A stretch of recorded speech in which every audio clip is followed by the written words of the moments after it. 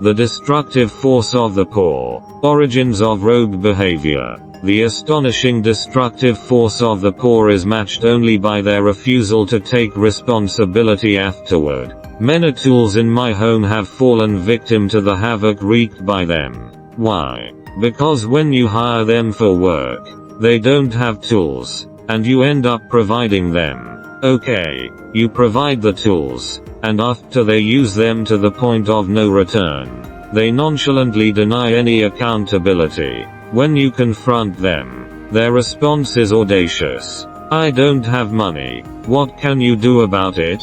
You can't lay a hand on them, and the issues persist, including their wanton destruction of public facilities. The roguelike behavior of the poor seems innate and is despicable. Their refusal to take responsibility for their actions is intolerable. This attitude not only disrespects their own conduct, but also inflicts ruthless damage on society. Their rogue actions go beyond the destruction of property. They undermine societal order.